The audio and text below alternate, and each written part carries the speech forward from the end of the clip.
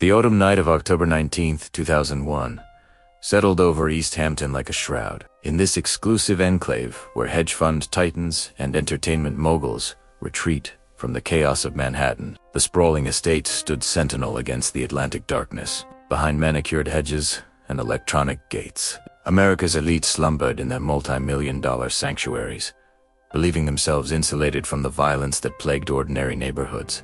At 59 Middle Lane, one of the most impressive properties in this bastion of privilege, a different kind of darkness was taking hold. The massive colonial-style mansion, valued at over $6 million, sat on prime waterfront acreage that had once hosted lavish parties attended by Wall Street royalty and Hollywood celebrities.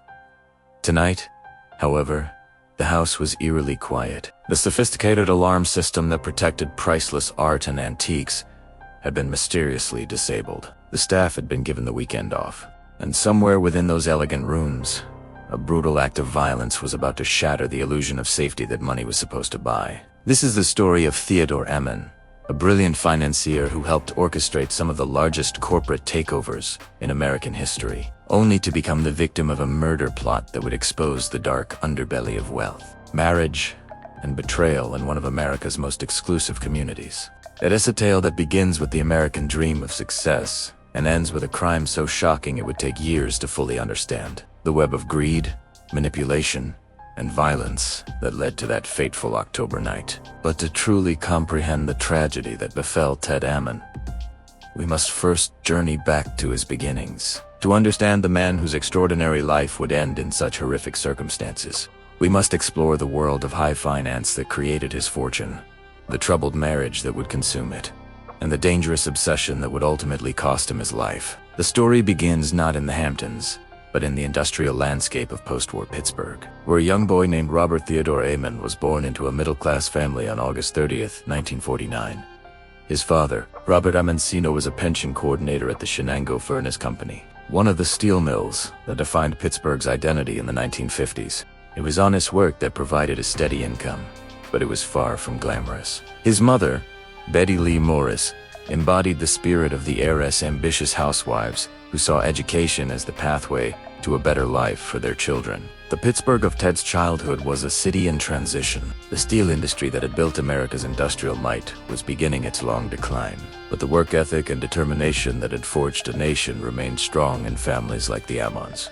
Betty Lee, in particular, was determined that her children would reach heights that she and her husband had only dreamed of. She was a woman of sharp intelligence and even sharper expectations, the kind of mother who would accept nothing less than excellence from her offspring. Ted grew up in a household where achievement was not just encouraged but demanded. His older sister Sandy was his first competitor, and their rivalry pushed both children to excel. When Sandy would sit at the family's upright piano, diligently practicing scales and simple melodies, young Ted would listen from the next room with the intense concentration of a child absorbing every note.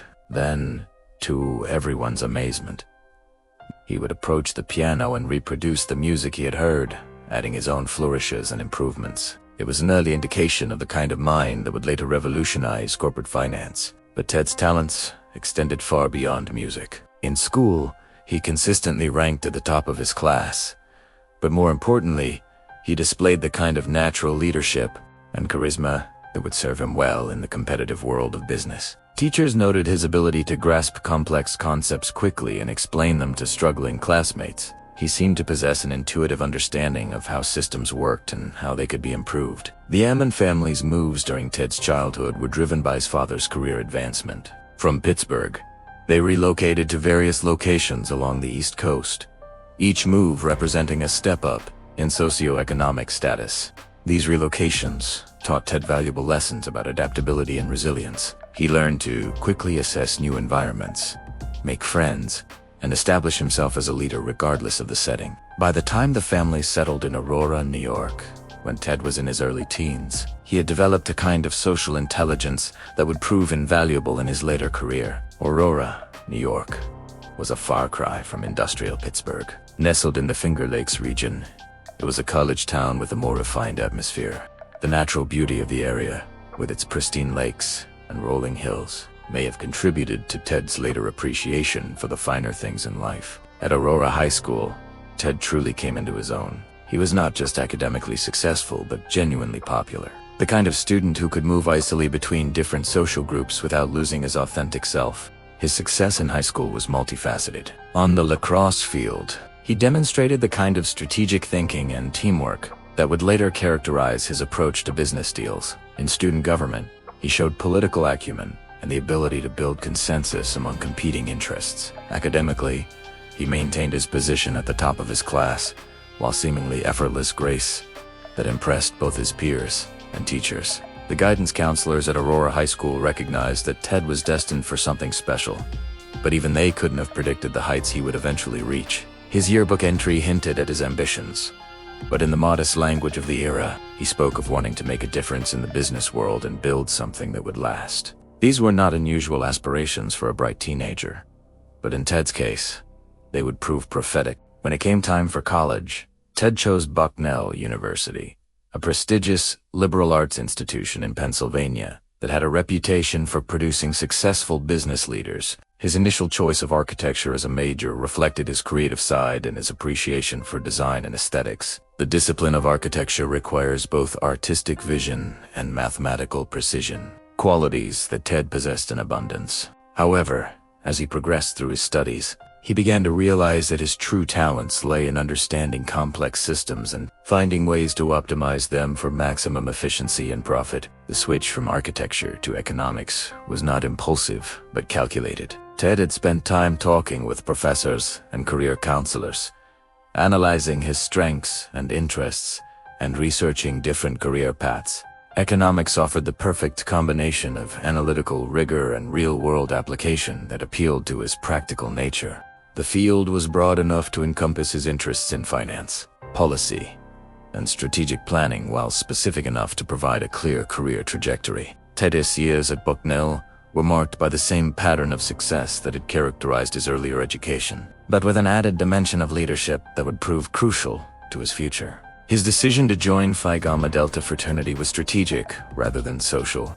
The fraternity had a strong alumni network in the business world, and Ted understood the importance of building relationships that could benefit his career. However, he was not content to simply be a member. He quickly established himself as a leader within the organization. His success on the lacrosse team demonstrated his ability to perform under pressure and work effectively as part of a team. Lacrosse, particularly at the collegiate level, requires split-second decision-making and the ability to anticipate opponents' moves.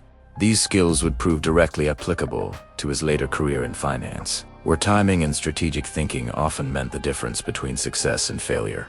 The pinnacle of Ted's college achievement was his election as student body president, a role that required him to represent the interests of thousands of students to university administration and external stakeholders. The position demanded diplomatic skills, public speaking ability, and the capacity to build coalitions among diverse groups with competing interests. Ted excelled in all these areas, demonstrating a political acumen that would serve him well in the boardrooms of Wall Street. His approach to student government was characteristically thorough and strategic.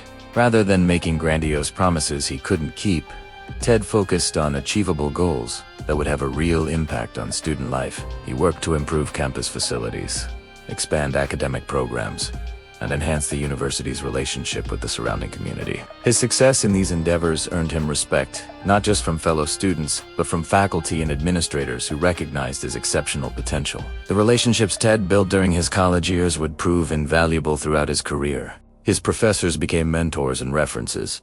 His fraternity brothers became business contacts and investors, and his fellow student leaders became part of a network that extended throughout the business world. Ted understood intuitively that success in business was not just about individual achievement, but about building and maintaining relationships with others who shared similar ambitions and values. When Ted graduated from Bucknell in 1971 with his degree in economics, he had already begun to develop the personal and professional qualities that would define his career. He was analytically brilliant, but also personable, ambitious, but also ethical, competitive, but also collaborative. These seemingly contradictory traits would prove to be his greatest strengths in the complex world of high finance that awaited him. The decision to enter Bank of America's executive training program was both practical and strategic.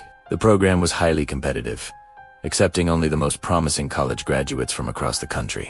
For Ted, It represented an opportunity to learn the fundamentals of banking and finance while earning a substantial salary and gaining exposure to senior executives who could mentor his career development. The program was known for producing future leaders in the financial industry, and Ted was determined to be among them. The Bank of America training program was intensive and comprehensive, covering everything from basic accounting principles to complex financial modeling. Ted absorbed this information with the same facility he had shown for music as a child, quickly grasping concepts that challenged his peers and finding ways to apply theoretical knowledge to practical business situations. His supervisors noted his exceptional analytical abilities and his talent for communicating complex ideas in simple, understandable terms. But Ted's most remarkable achievement during this period was his decision to study law independently and pass the New York bar exam without attending law school.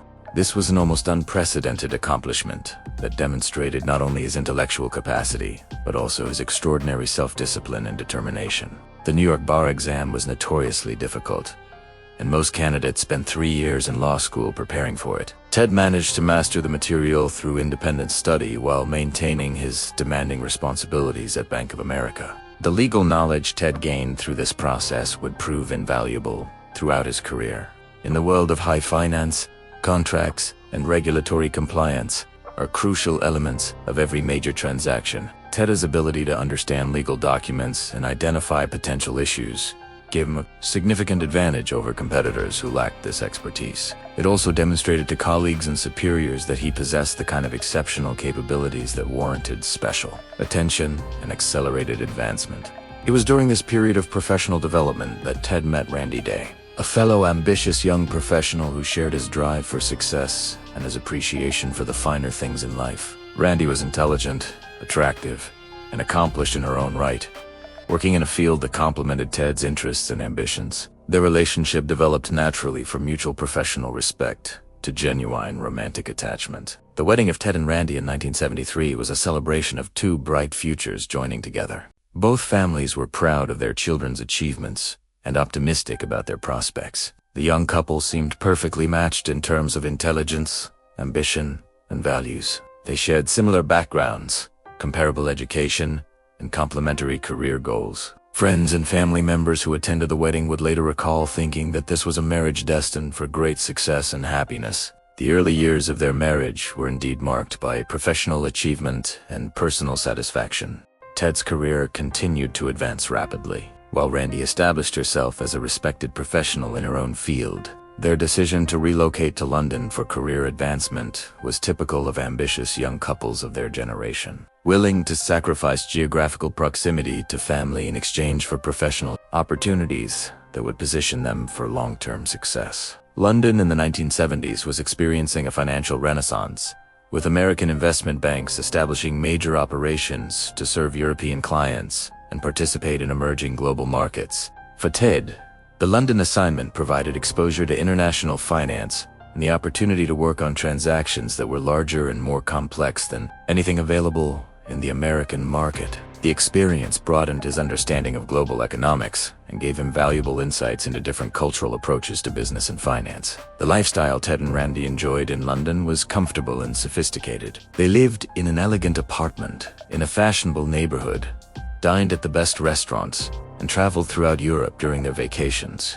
Ted's salary and bonuses allowed them to live well while also saving substantial amounts for their future return to the United States. They seemed to have everything young professionals could want: successful careers, financial security, and the excitement of living in one of the world's great cities. However, beneath the surface of their successful London life, cracks were beginning to appear in their marriage. The demands of their respective careers required long hours and frequent travel, leaving little time for the kind of personal intimacy that sustains a marriage. Ted's work, in particular, was consuming more and more of his attention as he took on increasingly complex and high-stakes transactions. Randy found herself spending many evenings alone, managing their social obligations and household responsibilities, while Ted worked late at the office or entertained clients. The pattern that emerged during their London years would persist throughout their marriage: professional success accompanied by personal sacrifice. Both Ted and Randy were ambitious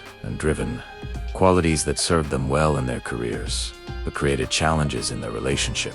They were both used to being in control of their environments and achieving their goals through individual effort. But marriage required compromise and collaboration that didn't always come naturally to such strong-willed individuals. When they returned to New York in the late 1970s, both Ted and Randy were ready to take their careers to the next level. Ted had gained valuable international experience and established relationships with European financial institutions that would prove beneficial in his future endeavors.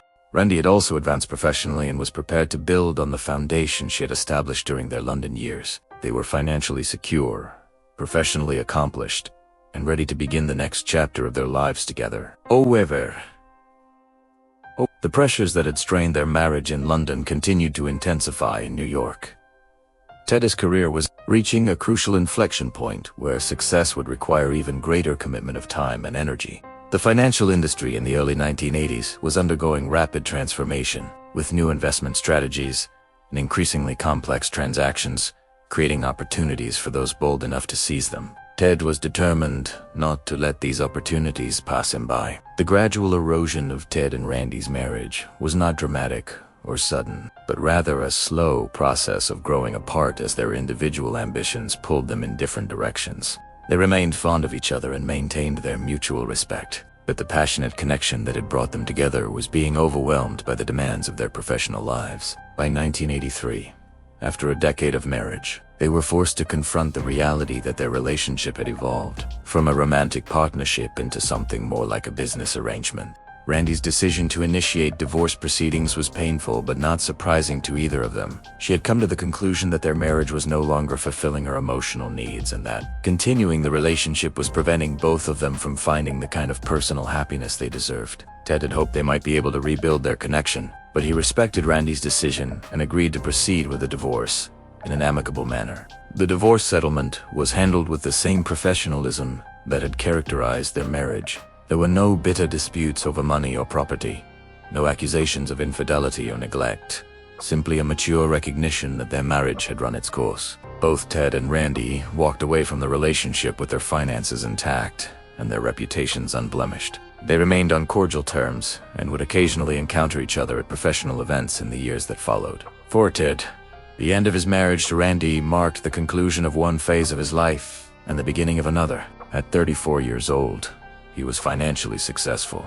professionally accomplished, and personally free to pursue whatever path appealed to him. The discipline and determination that had carried him through his divorce would soon be channeled into an even more intense focus on his career, leading him toward the pinnacle of success in the cutthroat world of Wall Street finance. The divorce from Randy had been emotionally difficult, but it also liberated Ted to pursue his professional ambitions with single-minded determination. Free from the obligations and compromises that marriage required, he threw himself into his work with an intensity that impressed even his most driven colleagues. The financial industry in the mid-1980s was experiencing unprecedented growth and innovation, and Ted positioned himself at the center of the most significant developments. In 1984, Ted made the decision that would define the next phase of his career.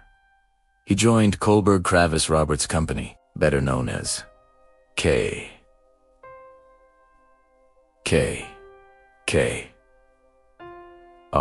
This was not simply a job change, but a transformation that would put Ted at the epicenter of the leveraged buyout revolution that was reshaping American business. KKR was pioneering a new form of corporate finance that involved acquiring companies using borrowed money secured by the target company as assets, then restructuring operations to maximize profitability and investment returns. The leveraged buyout business was complex, and extremely lucrative for those who understood its intricacies. It required a unique combination of financial analysis, strategic thinking, and negotiation skills. Participants needed to evaluate potential acquisition targets, structure complex financing arrangements, manage relationships with lenders and investors, and oversee post-acquisition operational improvements. Ted possessed all of these capabilities in abundance. KKR's offices in Manhattan were a far cry from the state environment of traditional investment banking. The atmosphere was electric with ambition and adrenaline, populated by young, brilliant professionals who worked incredibly long hours on transactions worth hundreds of millions of dollars.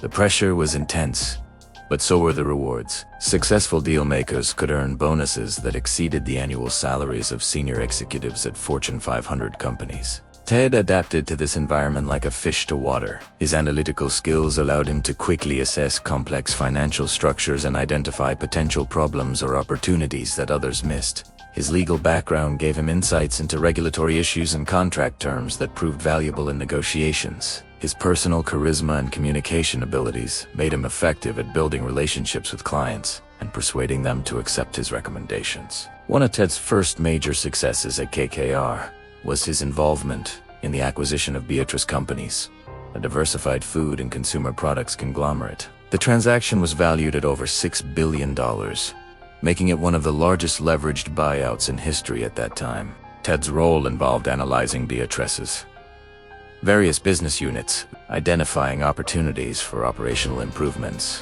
and structuring the financing necessary to complete the acquisition. The Beatrice deal established Ted's reputation within KKR and throughout the leveraged buyout industry. His work was instrumental in the transaction's success, and his insights contributed to the substantial returns that KKR's investors ultimately realized. The experience also gave Ted valuable exposure to the media attention that accompanied large-scale corporate acquisitions, as the Beatrice deal was covered extensively by financial publications and business news programs. But it was Ted's involvement in the RJR Nabisco leveraged buyout that truly cemented his place in Wall Street history. The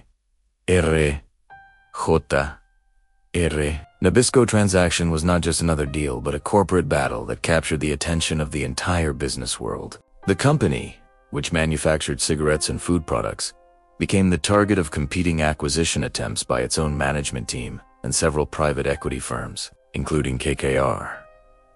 The RJR Nabisco battle was unprecedented in its scale and intensity. The competing bidders offered increasingly higher prices for the company, ultimately driving the acquisition price to over $31 billion. The negotiations involved complex financial structures, political maneuvering, and publicity campaigns as each side attempted to position itself favorably with the company's board of directors and shareholders. Ted's role in the RJR Nabisco transaction involved some of the most sophisticated financial analysis of his career. He had to evaluate the company's various business units, assess their potential for improvement under private ownership, and structure financing arrangements that would allow KKR to offer a competitive bid while still generating acceptable returns for investors. The work required him to synthesize vast amounts of information under intense time pressure while maintaining the precision necessary for transactions of this magnitude. The ultimate success of KKR's bid for RJR Nabisco was a triumph for the entire team,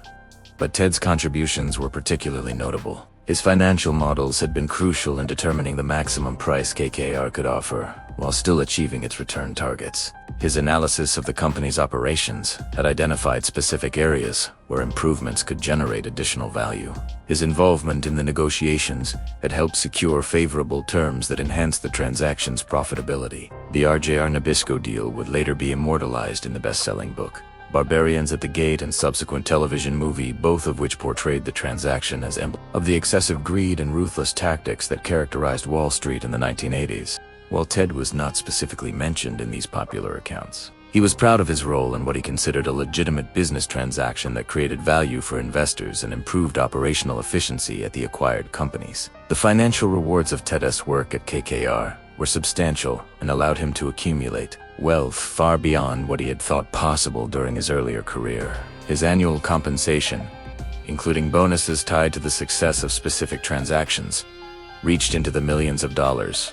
He used this wealth to upgrade his lifestyle, purchasing a luxury apartment on Manhattan's Upper East Side and beginning to collect art and antiques that reflected his increasingly sophisticated tastes. However, Ted was not content to remain an employee at KKR indefinitely, regardless of how lucrative the position might be. He had always possessed an entrepreneurial spirit and dreamed of building something that would be entirely his own. The experience and relationships he had gained at KKR provided him with the foundation necessary to launch his own ventures. And by the late 1980s, he was ready to take that step. Ted's departure from KKR was amicable and reflected his desire for greater independence, rather than any dissatisfaction with the firm or its leadership. He maintained positive relationships with his former colleagues, many of whom would prove valuable as clients or partners in his subsequent ventures. The reputation he had built during his years at KKR opened doors throughout the financial industry and provided credibility for his new endeavors. The first of Ted's independent ventures was Big Flower Press, a commercial printing company that he acquired and transformed into a highly profitable operation. The printing industry might have seemed an unusual choice for someone with Ted's background in high finance, but he saw opportunities that others missed. The business provided steady cash flow, had established relationships with major corporate clients, and operated in markets with significant barriers to entry that protected profit margins. Ted's approach to Big Flower Press demonstrated his ability to apply the analytical and operational skills he had developed in private equity to a traditional manufacturing business. He invested in new equipment that improved efficiency and quality, streamlined operations to reduce costs, and expanded the company's service offerings to capture additional revenue from existing clients. Under his leadership, Big Flower Press became one of the most successful printing companies in the Northeast. The success of Big Flower Press provided Ted with the confidence and capital to pursue more ambitious projects. His next venture was Chancery Lane Capital, a boutique private equity firm that specialized in middle-market acquisitions. Unlike the massive deals that had characterized his work at Chancery Lane, focused on smaller transactions that offered opportunities for hands-on operational improvements. Chancery Lane Capital allowed Ted to combine his passion for deal-making with his desire for entrepreneurial independence. The firm's smaller scale meant that he could be personally involved in every aspect of each transaction, from initial analysis through post-acquisition management. This hands-on approach was both professionally fulfilling and financially rewarding, as Ted's involvement typically resulted in superior returns for the firm's investors. The reputation Ted built through Big Flower Press and Chancery Lane Capital established him as a major figure in New York's financial community. He was regularly invited to speak at industry conferences, quoted in financial publications, and sought after as an advisor by other entrepreneurs and investors. His success had transformed him from a talented employee into a recognized leader in the private equity industry. It was during this period of professional triumph that Ted's personal life took its most significant turn. In 1984, while seeking a new apartment to reflect his growing wealth and status, he scheduled a viewing with a real estate agent, but was forced to cancel due to pressing business obligations. The rescheduled appointment would prove to be one of the most consequential events of his life, as it was there that he first encountered Generosa Rand. Generosa was unlike anyone Ted had met in his professional or social circles, where the women he typically encountered were products of privileged backgrounds and elite educations. Generosa possessed a raw intelligence and artistic sensibility that had been forged by difficult circumstances. She was strikingly beautiful, with dark hair and expressive eyes that seemed to hold secrets and stories that intrigued Ted immediately. Their initial conversation after the apartment viewing revealed a woman of unexpected depth and complexity. Generosa spoke knowledgeably about art and design, demonstrated a sharp wit and quick humor, and displayed the kind of street-smart intelligence that impressed someone who had spent years navigating the competitive world of Wall Street. Ted found himself drawn to her in ways that surprised him, given how different she was from the women he had previously dated. The coffee date that followed their apartment viewing extended into dinner, and then into a series of dates that quickly became something more serious. Generosa's background in real estate gave her insights into New York's property markets that complemented Ted's financial expertise, and their conversations often focused on investment opportunities and market trends. However, their connection was not merely professional, but deeply personal, based on a mutual attraction that seemed to transcend their different backgrounds and experiences. Within a month, Ted had invited Generosa to move into his apartment, a decision that surprised his friends and family members who had known him as someone who proceeded cautiously in his personal relationships. The speed of their involvement reflected the intensity of their connection, and Ted's recognition that Generosa represented something unique in his life. She brought an artistic sensibility and emotional expressiveness that balanced his analytical nature and business focus. Generosa threw herself into decorating Ted's apartment with the same passion she brought to everything else in her life. She had a natural eye for design and color, and under her influence, Ted's previously sterile living space was transformed into something warm and inviting that reflected both his success and her aesthetic vision. The apartment became a showcase for her talents and a symbol of their partnership. However, their relationship soon encountered its first major obstacle when the question of marriage arose. Generosa perhaps influenced by the instability of her childhood, craved the security and commitment that marriage represented. Ted, still emotionally guarded from his divorce from Randy, was reluctant to enter into another marriage so soon after his previous one had ended. The different timelines they envisioned for their relationship created tension that threatened to end their partnership almost before it had begun. Generosa's ultimatum regarding marriage reflected both her desire for commitment and her willingness to take dramatic action to achieve her goals. When Ted refused to propose, she ended their relationship and began dating other men, a decision that seemed to shock Ted into recognizing how much she meant to him. The month they spent apart was apparently miserable for both of them, as Ted realized that his fears about marriage were less important than his feelings for Jane. The coincidental encounter at the art museum that brought them back together had all the elements of a romantic movie, but it also demonstrated the powerful emotions that drew them to each other despite their different expectations about the future. Seeing Generosa with another man forced Ted to confront his own feelings and recognize that his reluctance to commit was costing him the woman he loved. His proposal shortly after their reconciliation represented a significant emotional breakthrough for someone who had been cautious about personal relationships. Their wedding in 1986 was an elegant affair that brought together Ted's business associates and Generosa's artistic friends in a celebration that reflected both of their personalities. The ceremony itself was sophisticated but not ostentatious, held at a location that emphasized natural beauty rather than conspicuous consumption. The guest list included many prominent figures from New York's financial and cultural communities, establishing Ted and Generosa as a couple to be reckoned with in Manhattan society. The early years of their marriage appeared to be everything both Ted and Generosa had hoped for. Ted's business ventures continued to thrive, generating the wealth that allowed them to live in luxury and pursue their individual interests. Generosa's artistic pursuits flourished with Ted's financial support, and she began to gain recognition in New York's competitive art world. They seemed to complement each other perfectly, with Ted's business acumen supporting Generosa's creative ambitions. However, beneath the surface of their successful marriage, there were signs of the problems that would eventually tear them apart. Generosa's artistic temperament, which Ted had initially found so attractive, sometimes manifested itself in emotional outbursts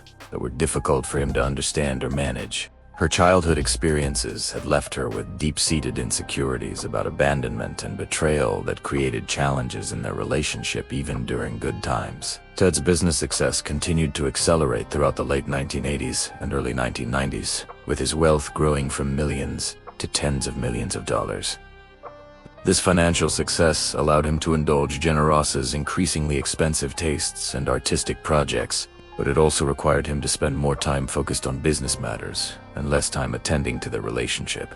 The pattern that had contributed to the failure of his marriage to Randy was beginning to repeat itself with Generosa. The decision to adopt children represented both hope for their future together and an attempt to address some of the underlying tensions in their marriage. Generosa's desire for children was intense and deeply personal, perhaps reflecting her own childhood experiences and her need to create the stable family environment she had never known. Ted's agreement to pursue adoption demonstrated his commitment to the relationship and his willingness to make the sacrifices that parenthood required. The process of international adoption was complex and emotionally demanding, requiring extensive background checks, psychological evaluations, and legal procedures that tested both Ted and Generosa's patience and determination. Their decision to adopt from Ukraine reflected both practical considerations about the availability of children and Generosa's romantic notions about rescuing children from difficult circumstances.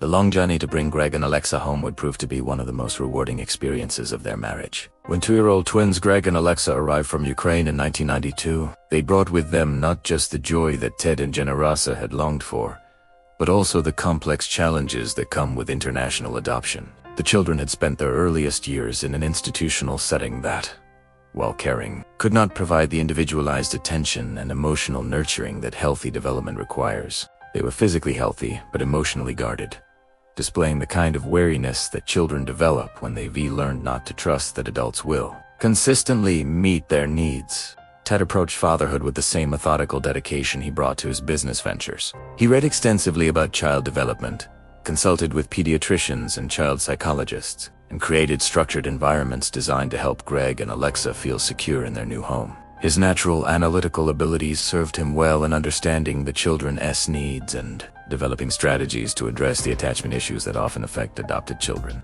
Generosa's approach to motherhood was more intuitive and emotional.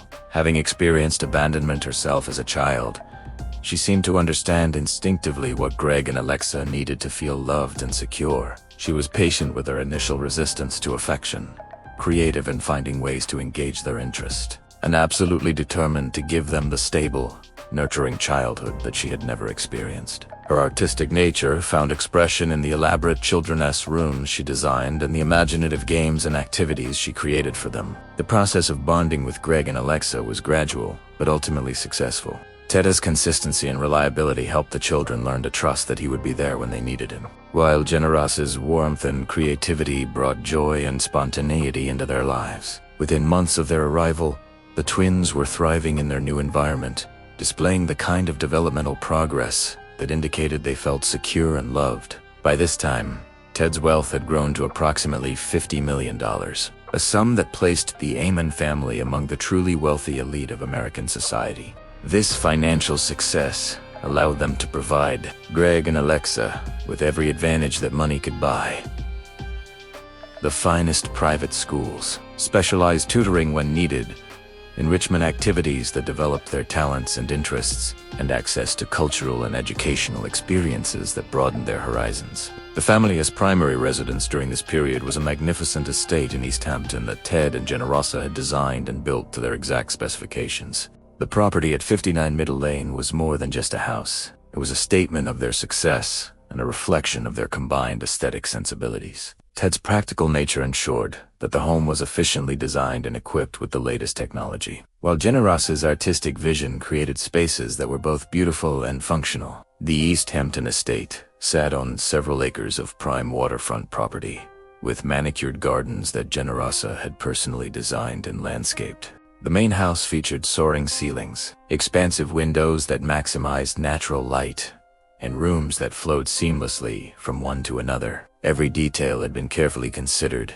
from the imported marble flooring to the custom-built cabinetry that housed Ted's growing collection of rare books and Generosa's art supplies. The children's wing of the house was particularly impressive, with individual bedrooms and playrooms that had been designed to grow with Greg and Alexa as they matured. Each space reflected both children's personalities and interests, with Greg's room featuring themes related to his fascination with airplanes and space exploration, while Alexa's room celebrated her emerging interest in music and dance. A large playroom served as a common area where the twins could engage in activities together, while still having space for independent play. For guests, an entertaining the house featured a formal dining room that could seat 20 people, a living room with a stone fireplace and panoramic views of the ocean, and a library that served as Ted's home office when he wasn't in Manhattan. The kitchen was a chef's dream, with professional-grade appliances and enough space to accommodate the catering staff that Generosa employed for the elaborate dinner parties that had become a regular feature of their social life. The East Hampton property also included a pool house with changing rooms and a full bathroom, tennis courts that were maintained to professional standards, and a private beach with a dock where Ted moored his sailing yacht.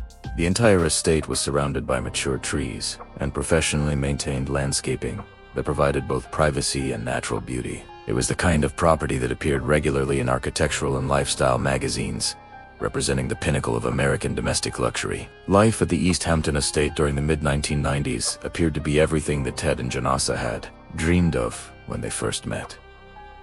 The children were thriving academically and socially, adapting well to their privileged environment while maintaining the resilience and independence that their early experiences had instilled in them. Ted's business ventures continued to generate substantial returns, providing the family with financial security that seemed unshakable. Generosa had established herself as a prominent figure in the Hamptons social scene, hosting charity events and art exhibitions that raised significant funds for causes she supported. The Amon family's social calendar during this period was packed with the kind of events that define elite society in the Hamptons. They attended gallery openings in Manhattan, sailed to Block Island for weekend getaways, and hosted dinner parties that brought together financiers, artists, politicians, and celebrities. Greg and Alexa were exposed to conversations about business, art, politics, and culture that provided them with sophisticated perspectives on the world beyond their privileged environment. Ted's role as a father during this period was characterized by his desire to instill in Greg and Alexa the values that had contributed to his own success: hard work, intellectual curiosity, ethical behavior, and respect for others, regardless of their social or economic status. He took them to his office occasionally, explaining in age-appropriate terms what he did for work and why it was important. He encouraged their academic achievements, but emphasized that learning should be pursued for its own sake, rather than merely as a means to material success. Generosa's influence on the children was more focused on emotional and artistic development. She encouraged their creative expression,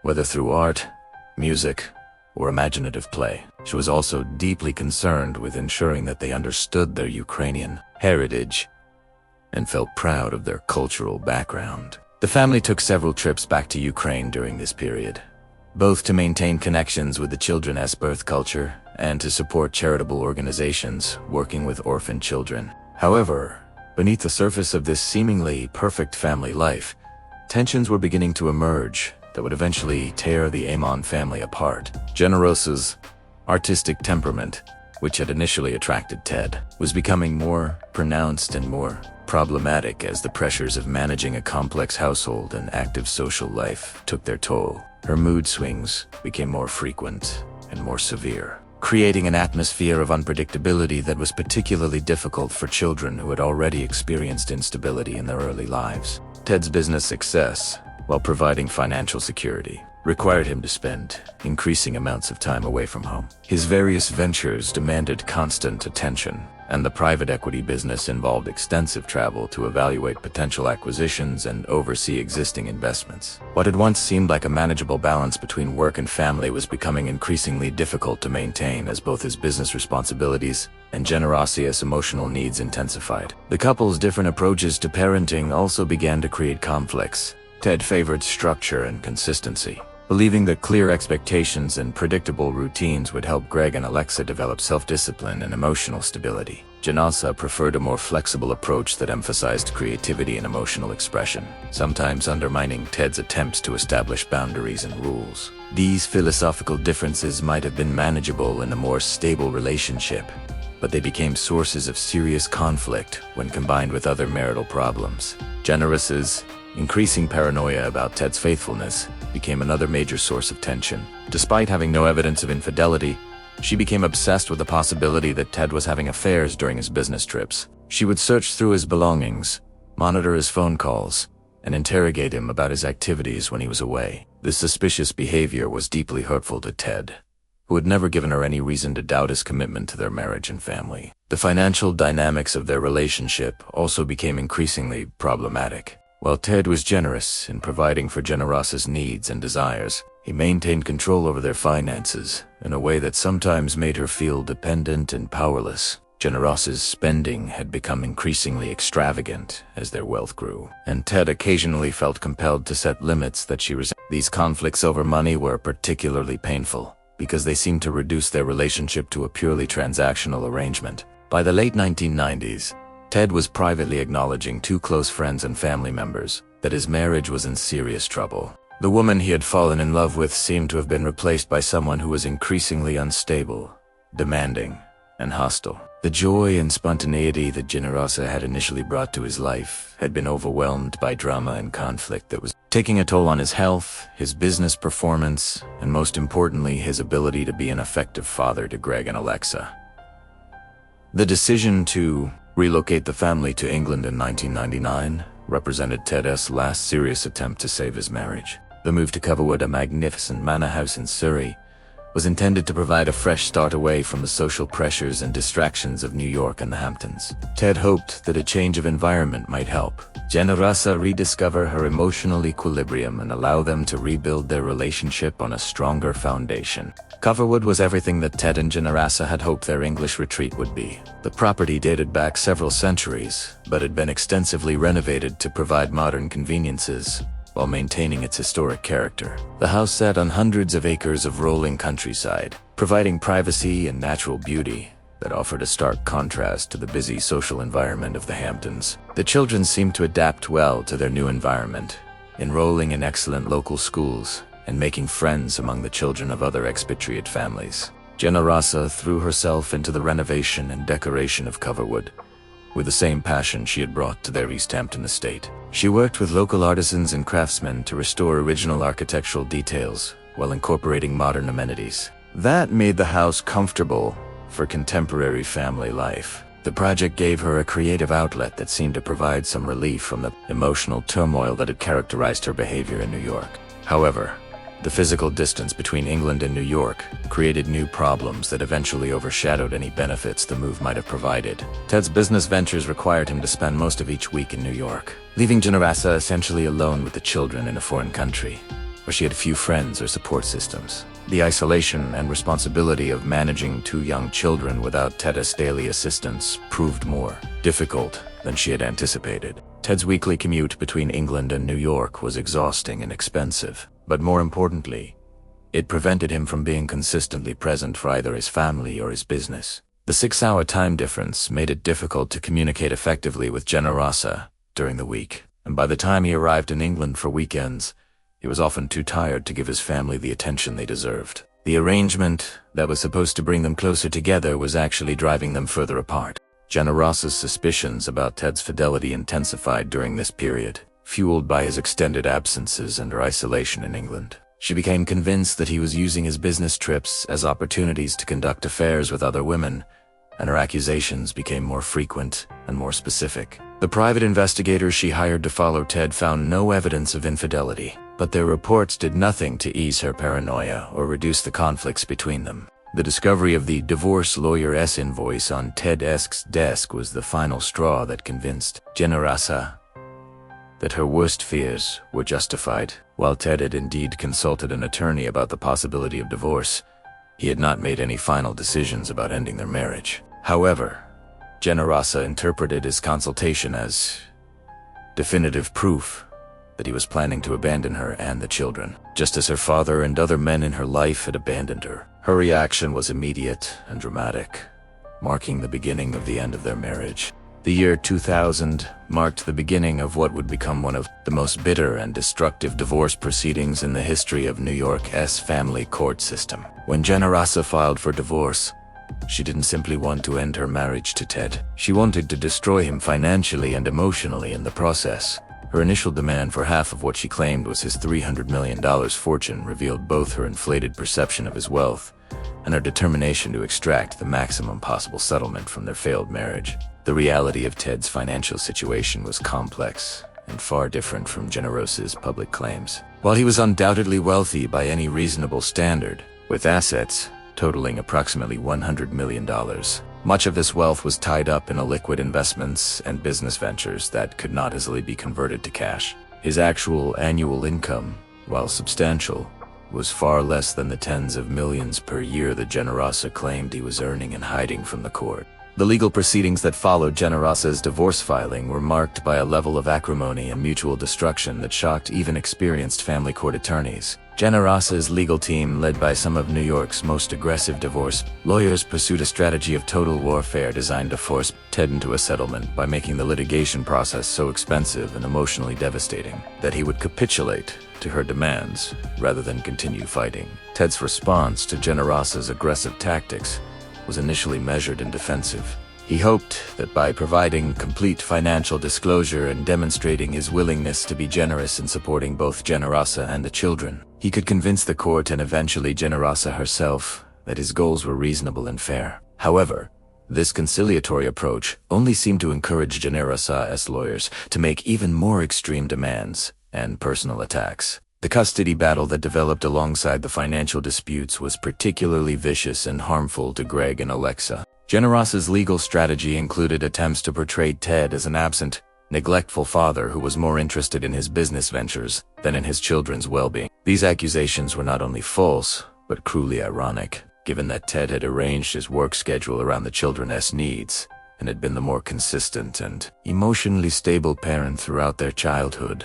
Even more damaging was Generosa's apparent decision to involve Greg and Alexa directly in the divorce proceedings by sharing inappropriate details about the litigation and encouraging them to express preferences about custody arrangements. Mental health professionals who evaluated the family during this period noted that the children were showing signs of emotional distress and confusion that were directly attributable to being caught in the middle of their parents' conflicts. The financial discovery process in the divorce case revealed the full extent of Ted's business empire and the sophisticated structures he had created to manage his wealth. In addition to his primary ventures, Big Flower Press and Chancery Lane Capital, Ted had investments in dozens of other companies, real estate properties, art and collectibles, and various financial instruments. The complexity of these holdings made it difficult to establish a precise net worth, but it also provided Generosa's lawyers with opportunities to claim that additional assets were being hidden. Ted's decision to withdraw financial support from Generosa during the litigation was a tactical response to her refusal to negotiate reasonably, but it also escalated the conflict to a new level of personal animosity. Generosa, accustomed to living without financial constraints, found herself having to budget and make choices about expenses for the first time in years. Her anger at this situation was intense and personal, as she interpreted Ted's actions as deliberate cruelty designed to force her into submission. The Manhattan townhouse that Ted had purchased for Generosa to renovate became both a symbol of their failed marriage and a battleground in their divorce proceedings. The property, located in one of the city's most exclusive neighborhoods, was worth several $1 million and represented a significant portion of Ted's liquid assets. Generosa's renovation plans for the house were elaborate and expensive, involving structural changes and custom finishes that would have cost hundreds of thousands of dollars to complete. It was during the renovation of this Manhattan property that Generosa first encountered Daniel Pelosi, the man who would ultimately become both her second husband and the instrument of Ted's destruction. Daniel was working as a contractor on various aspects of the renovation, handling electrical work and general handyman tasks, despite lacking proper licensing for some of the work he was performing. His background and qualifications were questionable, but his prices were reasonable. And Generosa was trying to complete the project within the budget constraints that Ted's reduced financial support had created. Daniel Pelosi was everything that Ted Ammon was not. Rough around the edges, lacking informal education, and possessed of a criminal record that included multiple arrests for assault, theft, and driving while intoxicated. At 38 years old, he was 7 years younger than Generosa, but looked older due to years of hard living and substance abuse. His previous marriage had ended in divorce amid accusations of domestic violence and financial irresponsibility, leaving him with substantial debts and limited prospects for legitimate employment, what Daniel lacked in education and social standing. However, he made up for in street smarts and manipulative ability. He quickly recognized Generosa as a wealthy woman who was emotionally vulnerable due to her divorce proceedings, and he set about positioning himself as the supportive, understanding man she needed during this difficult period. His approach was calculated and predatory, designed to make Generosa dependent on him both emotionally and practically. The early stages of Daniel and Generosa's relationship developed against the backdrop of the increasingly bitter divorce proceedings. While Ted was focused on protecting his business interests and maintaining his relationship with Greg and Alexa, Generosa was falling under the influence of a man who saw her primarily as a meal ticket to financial security. Daniel's criminal background and history of domestic violence should have been warning signs, but Generosa was too emotionally compromised to recognize the danger she was inviting into her life. Ted's reaction to learning about Daniel Pelosi was immediate and visceral. His protective instincts as a father were triggered by the knowledge that a man with a history of violence and criminal behavior was living in the same house as his children. The background check that Ted ordered on Daniel revealed a pattern of aggressive and antisocial behavior that convinced him that Greg and Alexa were in potential danger whenever they were in Daniel's presence. The information about Daniel's criminal record became a major factor in the ongoing custody dispute. Ted's lawyers argued that Generosa's decision to involve such a dangerous individual in the children's lives demonstrated poor judgment that should limit her custody rights. Mental health professionals who evaluated the family situation expressed concerns about the potential impact of Daniel's presence on the children's emotional well-being and physical safety. Generosa's defense of her relationship with Daniel revealed the extent to which her judgment had been compromised by her emotional state and her desire for revenge against Ted, rather than acknowledging the legitimate concerns about Daniel's background. She characterized Ted's objections as controlling and manipulative behavior designed to interfere with her personal life. Her lawyers supported this interpretation, arguing that Ted's real motivation was jealousy rather than concern for the children's welfare. The psychological evaluations that were conducted during this period painted a disturbing picture of Generosa's mental state. Multiple mental health professionals identified traits consistent with borderline personality disorder, narcissistic personality disorder, and paranoid tendencies. These diagnoses helped explain her intense emotional reactions, her tendency to see threats where none existed, and her willingness to involve innocent children in adult conflicts. However, the evaluations also noted her intelligence and superficial charm, qualities that allowed her to manipulate others and present herself as a victim rather than a perpetrator of family dysfunction. Daniel's integration into Generosa's life during this period was swift and complete. Within months of beginning their relationship, he had moved into the Manhattan townhouse and begun presenting himself as a stepfather figure to Greg and Alexa. His background in construction and handyman work made him useful for completing the renovation projects. But his real value to Generosa was as an ally in her war against Ted. The lifestyle that Daniel enjoyed as Generosa's partner was far beyond anything he had previously experienced. He drove expensive cars, lived in luxury properties, and had access to the kind of social and cultural events that defined New York's elite society. However, his lack of education and social graces made him an awkward fit in these environments, and his presence at social events often created embarrassment for Generosa and discomfort for other guests. Ted's attempts to document Daniel's inappropriate behavior and its impact on the children were frustrated by the limitations of the legal system, and Daniel's cunning in avoiding situations where his actions could be witnessed by neutral parties. When Ted or his representatives were present, Daniel was careful to behave appropriately.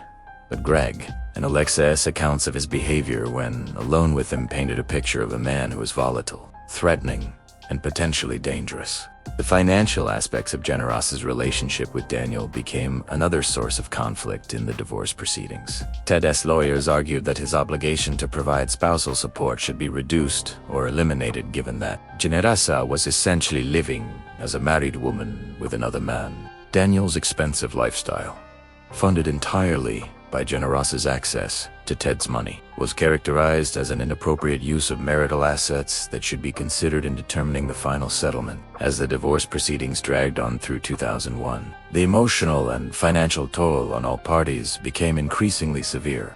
Ted was spending hundreds of thousands of dollars in legal fees while trying to maintain his business ventures and his relationship with his children. Generosa was becoming increasingly isolated from friends and family members who were uncomfortable with Daniel's presence and behavior.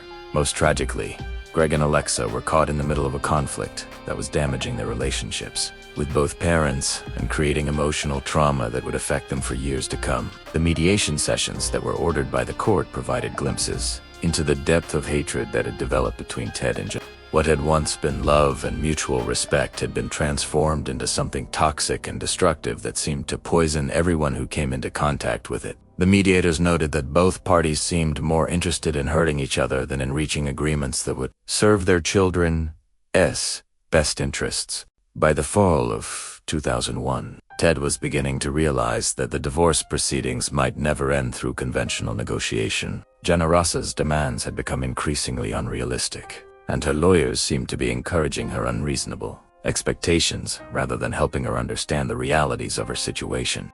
Ted's own attorneys were advising him that the only way to resolve the case might be through a trial that would air all of the family's private business in public court proceedings. The stress of the prolonged divorce proceedings was taking a visible toll on Ted's health and business performance. Friends and business associates noted that he seemed tired and distracted, lacking the focus and energy that had always characterized his approach to professional challenges. The man who had once thrived on complex negotiations and high-stakes transactions was struggling to maintain his effectiveness while dealing with the personal attacks and legal maneuvering that defined his divorce case. Despite all of these challenges, Ted remained committed to protecting his relationship with Greg and Alexa and ensuring their long-term well-being. He continued to attend their school events, help with homework, and maintain the kind of loving, supportive presence that good fathers provide, even under difficult circumstances. His ability to separate his role as a parent from his conflicts with Generosa demonstrated the strength of his character and his genuine love for his children. The final months of 2001 brought a sense of impending resolution to the divorce proceedings, but not in the way that anyone had expected.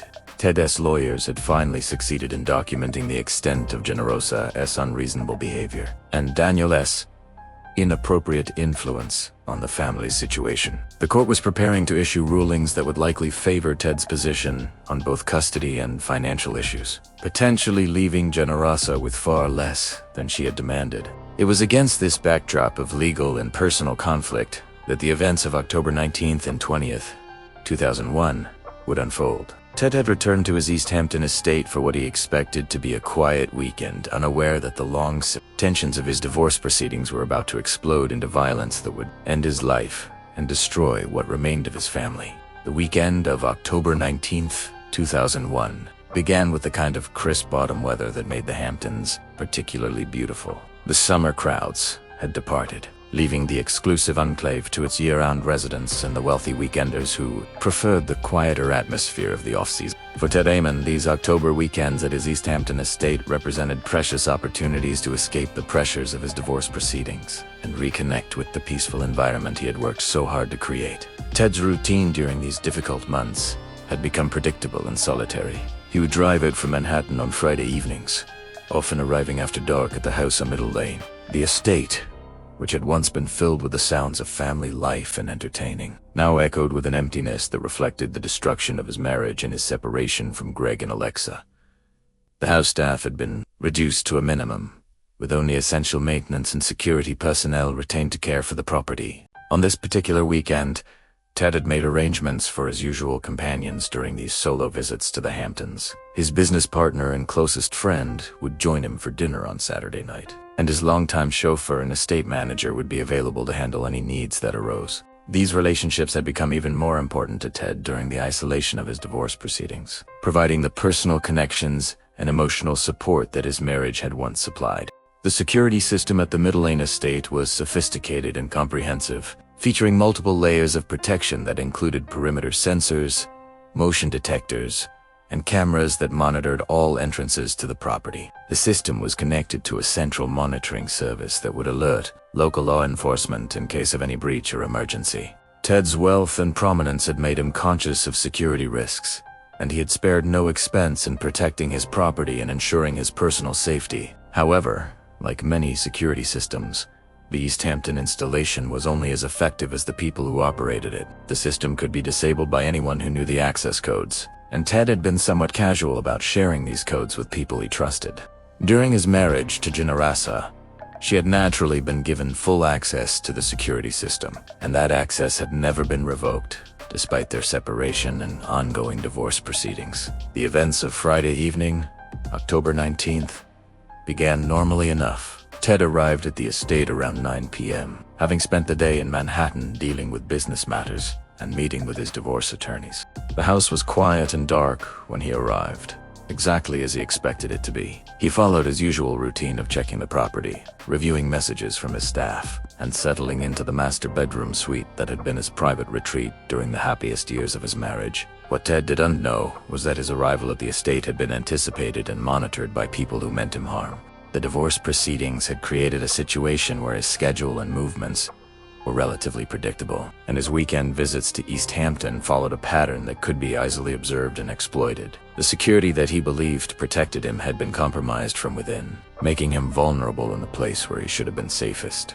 Daniel Palacios' movements on the evening of October 19th would later become the subject of intense investigation and legal scrutiny, according to witness testimony that would emerge during the subsequent murder trial. Daniel had spent the early part of the evening at various bars and social establishments on Long Island, drinking heavily and discussing his financial problems with anyone who would listen. His behavior was described as increasingly agitated and hostile as the evening progressed. The testimony of Christopher Parino, an acquaintance of Daniel's, who would later become a key witness in the murder trial, provided crucial details about the events of that night. According to Parino, Daniel had approached him around 10 p.m. and asked for a ride to East Hampton, claiming that he needed to retrieve some tools and equipment from a construction job. The request seemed reasonable at the time, as Daniel was known to work on various properties throughout the Hamptons area. The drive from Long Island to East Hampton took approximately an hour, during which Daniel's mood seemed to fluctuate between nervous energy and grim determination. Parino later testified that Daniel made several comments during the drive that seemed threatening or ominous in retrospect, including references to taking care of business and settling scores. However, at the time, these remarks didn't seem particularly significant or concerning. When they arrived at the Middle Lane estate around 11 p.m., Daniel instructed Parino to wait in the car while he went inside to collect his tools. This request struck Parino as somewhat odd, as most contractors would want assistance loading heavy equipment, but Daniel was insistent that he needed to go into the house alone. The estate appeared dark and quiet from the outside, with no obvious signs of activity or occupation. What happened inside the house during the next hour would become the subject of extensive forensic analysis and legal debate. The physical evidence that investigators later discovered painted a picture of a brutal and sustained attack that began in the master bedroom where Ted was sleeping. The murder weapon was never definitively identified, but the pattern of injuries suggested that Ted had been beaten with a heavy, blunt object that caused multiple skull fractures and massive brain trauma. The medical examiner's report, which would become a crucial piece of evidence in the subsequent trial, indicated that Ted had suffered at least 7 separate blows to his head, each one potentially fatal. The severity and location of the injuries suggested that the attack had been personal and rage-fueled rather than a simple robbery gone wrong. The killer had continued beating Ted even after he was unconscious and defenseless, indicating a level of hatred and violence that went far beyond what would be necessary to simply incapacitate a victim. The crime scene itself told a story of careful planning combined with explosive violence. There were no signs of forced entry, indicating that the killer had either possessed a key to the house or had been admitted by Ted himself. The sophisticated alarm system had been disabled, requiring knowledge of the access codes that were known only to a few trusted individuals. These facts immediately focused the investigation on people who had intimate knowledge of Ted's home and security arrangements. When Daniel emerged from the house approximately an hour after entering, Parino noticed that his demeanor had changed dramatically. According to his later testimony, Daniel appeared to be covered in what looked like blood, and his clothes were disheveled and dirty. When Parino asked what had happened, Daniel allegedly replied with words that would haunt the subsequent legal proceedings. "I think he is dead." The drive back to Long Island was conducted in relative silence, with Daniel appearing to be in shock or deep thought about what had transpired. Parino later testified that he was uncertain about what he had witnessed, but was afraid to ask too many questions given Daniel's obviously agitated state. It wasn't until the next day, when news of Ted's murder became public, that Parino began to understand the full significance of what he had experienced. The discovery of Ted's body on the morning of October 21st was made by his business partner and who had arrived at the estate for their planned weekend meeting. When Ted failed to answer the door or respond to telephone calls, they used their keys to enter the house and conduct a welfare check. What they found in the master bedroom was a scene of such violence and brutality that it would traumatize everyone involved in the subsequent investigation. Ted's body was found lying naked on his bed, positioned in a way that suggested he had been attacked while sleeping or in a state of undress. The massive head injuries were immediately apparent, as was the amount of blood that covered the bed, walls, and floor of the master suite. The violence of the attack was so extreme that the first responders initially had difficulty determining whether they were dealing with a murder or some kind of accident. The Suffolk County Police Department's response to the discovery of Ted's body was swift and comprehensive. The Middle Lane estate was immediately secured as a crime scene, with detectives, forensic specialists, and medical personnel converging on the property to begin the complex process of investigation. The wealth and prominence of the victim ensured that the case would receive the highest priority in the most thorough investigative effort. Detective Roy Wegman, who would lead the murder investigation, was a veteran of the Suffolk County Police with extensive experience in violent crimes. His initial assessment of the crime scene confirmed what the physical evidence suggested. This was not a random burglary or home invasion, but a targeted murder committed by someone with detailed knowledge of Ted's habits and security arrangements. The personal nature of the violence and the absence of any theft or property damage indicated that the motive was likely personal rather than financial. The forensic examination of the crime scene yielded crucial evidence that would eventually lead to Daniel Palosi's conviction. Despite the violence of the attack, the killer had left behind traces of physical evidence that could be analyzed using advanced DNA and forensic techniques. hair fibers, skin cells, and other biological materials found at the scene would provide the scientific foundation for the prosecution's case. However, the investigation also revealed the challenges that would face prosecutors in building a case against Daniel Pelosi. While the circumstantial evidence pointing to his guilt was substantial, the physical evidence directly linking him to the crime was limited.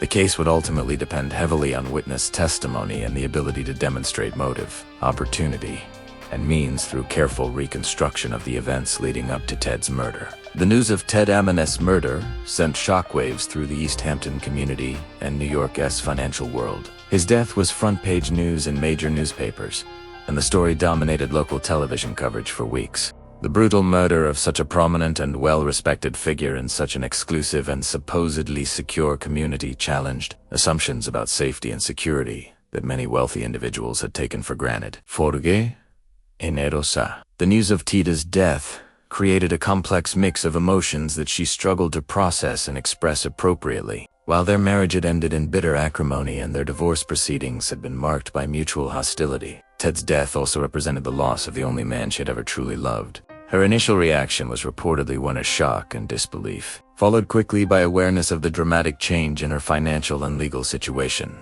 The immediate beneficiary of Ted's death was, of course, Generosa herself.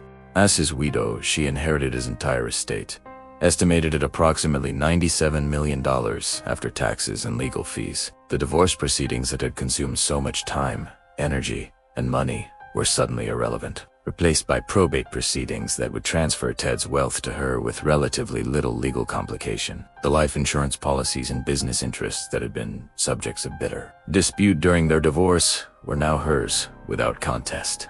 However, Generosa's inheritance of Ted's fortune came with a price that she may not have fully anticipated. The timing of Ted's death, occurring just as the divorce proceedings were reaching conclusions unfavorable to her position, immediately made her a suspect in his murder. The financial motive was obvious and compelling, and her relationship with Daniel Pelosi provided a potential means for carrying out the crime. From the moment Ted's body was discovered, Janessa found herself under intense scrutiny from law enforcement, the media, and the public. The children, Greg and Alexa, were perhaps the most tragic victims of Ted's murder. At ages 9 and 10, they were old enough to understand that their father had been killed but too young to process the full implications of what had happened to their family. The loss of Ted, who had been the stable and nurturing presence in their lives, was devastating enough, but the knowledge that their mother was suspected of orchestrating his death created additional layers of trauma that would affect their development for years to come. The custody arrangements for Greg and Alexa became an immediate concern following Ted's death. While Generosa was their legal guardian, the ongoing murder investigation created questions about whether it was appropriate for the children to remain in her care.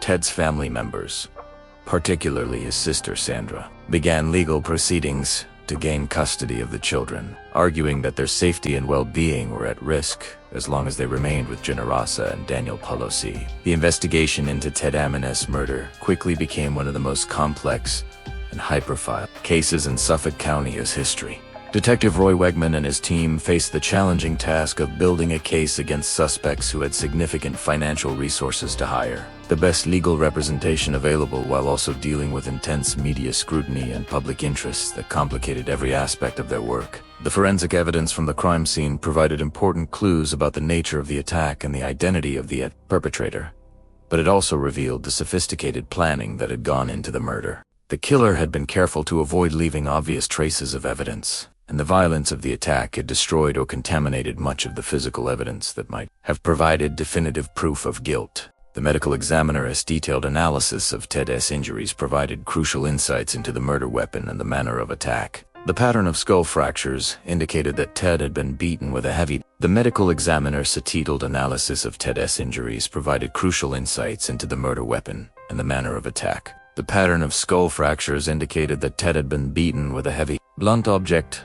possibly a baseball bat or a similar instrument, in what appeared to be a frenzied assault. The autopsy revealed that Ted had sustained at least 7 separate blows to his head, with the first strike likely rendering him unconscious. The continued beating, after he was already incapacitated, spoke to the personal nature of the violence and the deep rage that had motivated the killer. Dr. Stuart Dawson, the Suffolk County medical examiner, who performed the autopsy, would later testify that the severity of Ted's injuries was among the most extreme he had encountered in his decades of forensic pathology. The force required to inflict such damage suggested that the killer was either exceptionally strong or was operating under the influence of extreme emotional intensity that had enhanced their physical capabilities. The location and angle of the wounds indicated that Ted had been attacked while lying in bed, with no evidence that he had been able to defend himself or even wake up before the assault began. The forensic analysis of the crime scene revealed other telling details that would become crucial to the prosecution's case. Despite the violence of the attack, there was no evidence of a struggle elsewhere in the house, confirming that Ted had been surprised in his sleep. The killer had apparently entered the house quietly, disabled the alarm system, and made their way directly to the master bedroom where Ted was sleeping. This level of familiarity with the layout of the house and the security system strongly suggested that the perpetrator was someone who had been in the house before and had intimate knowledge of Ted's routines. The blood spatter analysis conducted by forensic experts painted a gruesome picture of the attack's progression.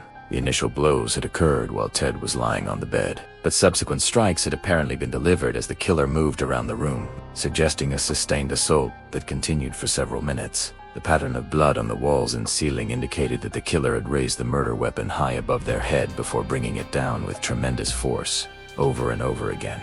Perhaps most chilling was the forensic evidence, suggesting that the killer had remained in the house for some time after Ted's. Footprint impressions in the blood indicated that someone had moved around the master bedroom suite after the attack, possibly searching for something or simply surveying their handiwork. This behavior suggested a level of cold calculation that contrasted sharply with the frenzied violence of the murder itself. Detective Wegman's investigation team quickly focused on the security system as a key element of the case. The sophisticated alarm system had been professionally disabled, with no signs of tampering or forced bypass. This meant that whoever killed Ted either possessed the access codes or had been admitted to the house voluntarily. Given the late hour of the attack, and the fact that Ted was found in his bedroom wearing only underwear, the voluntary admission theory seemed unlikely. The list of people who had access to the security codes was surprisingly short. Besides Ted himself, only he and Erosa, a few trusted household staff members, and the security company that maintained the system had the necessary information to disable the alarms. When investigators interviewed the household staff, all of them provided solid alibis for the night of the murder. The security company's records showed no service calls or system modifications in the weeks preceding Ted's death. This process of elimination inevitably led investigators to focus on Generosa as their primary suspect. But building a case against her presented significant challenges. While she clearly had both motive and means to orchestrate Ted's murder, she also had what appeared to be a solid alibi for the night in question. On October 19th and 20th, Generosa had been in New York City, staying at the Manhattan townhouse with Greg and Alexa.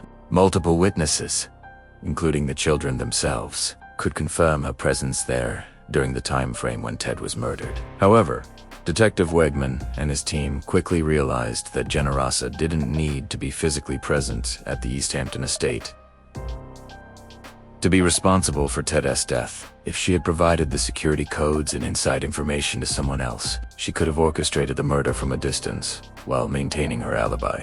This theory led investigators to focus intensively on Daniel Pelosi and his activities on the night of the murder. The investigation into Daniel's whereabouts on October 19th revealed a complex pattern of movements and associations that would ultimately provide the foundation for the prosecution's case. Daniel had spent the early part of the evening at several bars on Long Island, where multiple witnesses observed him drinking heavily and behaving in an increasingly agitated manner. Bartenders and other patrons would later testify that Daniel had been complaining about money problems and making vague threats about taking care of business. The most crucial break in the case came when Christopher, initially reluctant to get involved, finally agreed to cooperate with investigators and provide a detailed account of his activities with Daniel on the night of the murder. Parino's testimony would prove to be the cornerstone of the prosecution's case, providing a direct link between Daniel and the crime scene at the precise time when Ted was killed. According to Parino's statement to police, Daniel had approached him around 10 p.m. on October 19th and asked for a ride to East Hampton. Daniel claimed he needed to retrieve some tools and equipment from a construction job and offered to pay Parino for the favor.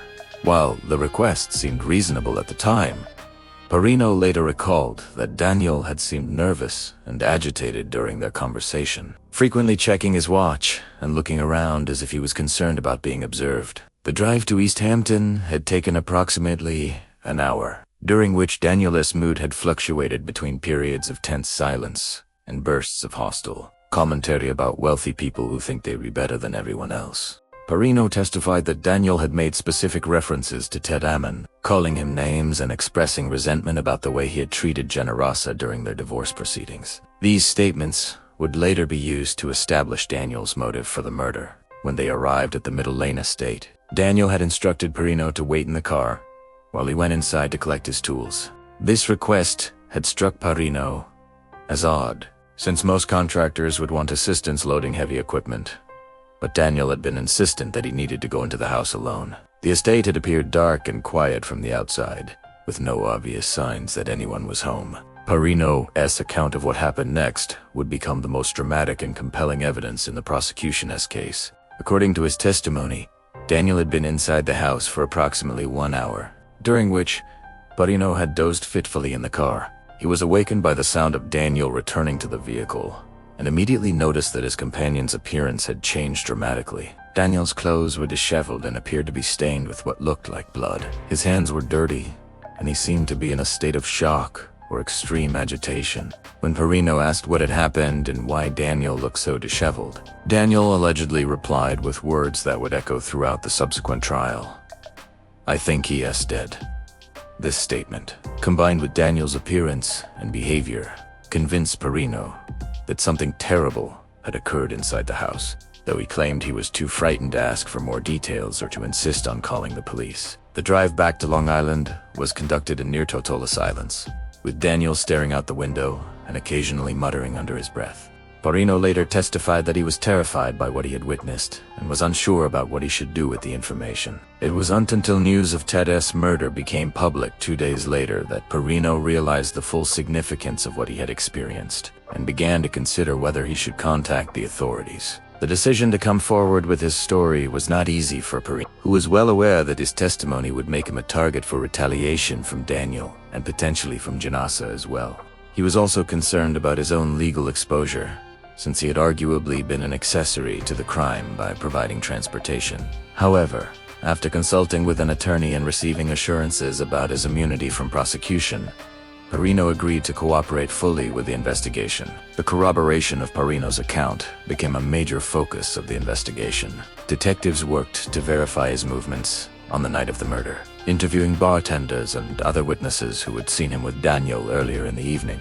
They also examined physical evidence from Perino's car, looking for traces of blood or other materials that might confirm his story about Daniel's appearance when he returned from the house. The forensic examination of Perino's vehicle yielded mixed results. While investigators found no obvious blood evidence, they did discover hair fibers that were consistent with samples taken from the crime scene. More importantly, they found soil samples on the car's floor mats that matched the distinctive composition of dirt from the grounds of Ted's estate. This evidence provided scientific support for Perino's claim that Daniel had been at the Middle Lane property on the night of the murder. The investigation also focused on establishing Daniel's motive for killing Ted. While financial gain was an obvious possibility, given that Ted's death would make Generosa wealthy and Daniel was clearly dependent on her financially, investigators also explored the possibility that Daniel had been motivated by jealousy or personal animosity. Interviews with friends and acquaintances revealed that Daniel had frequently expressed resentment about Ted's wealth and social status, often making crude comments about rich bastards who had never done an honest day's work. The psychological profile of Daniel that emerged from the investigation painted a picture of a deeply troubled individual with a history of violence and antisocial behavior. Court records revealed multiple arrests for assault, domestic violence, and other crimes of aggression. Former girlfriends and wives described a pattern of controlling and abusive behavior that escalated during periods of financial stress or substance abuse. This psychological portrait provided investigators with insights into the kind of rage and violence that could have motivated such a brutal murder. The investigation also revealed disturbing details about the relationship between Daniel and Generosa that suggested a dynamic of manipulation and control that went both ways. While Daniel was clearly financially dependent on Generosa, He also seemed to exercise significant psychological influence over her decisions and behavior. Friends and family members who had observed them together described a relationship that was both passionate and toxic, characterized by dramatic fights, followed by equally intense reconciliations. Several witnesses came forward with accounts of conversations in which Generosa had expressed extreme anger about the divorce proceedings and her fear that Ted would ultimately win custody of the children and control of the marital assets. These statements provided prosecutors with evidence of Generosa's motive for orchestrating Ted's murder, even if she hadn't personally carried out the attack. The timing of the murder, occurring just as the divorce case was reaching conclusions unfavorable to Generosa's position, seemed too convenient to be coincidental. The financial investigation that accompanied the murder probe revealed the full extent of Ted's wealth and the complex legal structures he had created to protect his assets. His estate, valued at approximately $97 million, included not only his successful businesses, but also valuable real estate, art collections, and investment portfolios that had been built up over decades of careful financial planning. The forensic accounting required to catalog these assets provided investigators with insights into Ted's business practices and relationships that would prove relevant to understanding his murder. One particularly significant discovery was Ted's recent consultation with estate planning attorneys about restructuring his will and other legal documents. These meetings, which had occurred just weeks before his death, suggested that Ted had been planning to make changes that would have significantly reduced Generosa's potential inheritance in the event of his death. The timing of these consultations, combined with the murder occurring before any changes could be implemented, provided additional evidence of motive for anyone who wanted to preserve the existing inheritance arrangements. The investigation also revealed that Ted had been consulting with private security firms about upgrading his personal protection, suggesting that he may have been aware of threats to his safety. However, these consultations had not yet resulted in any concrete changes to his security arrangements, leaving him vulnerable to the kind of inside attack that ultimately claimed his life.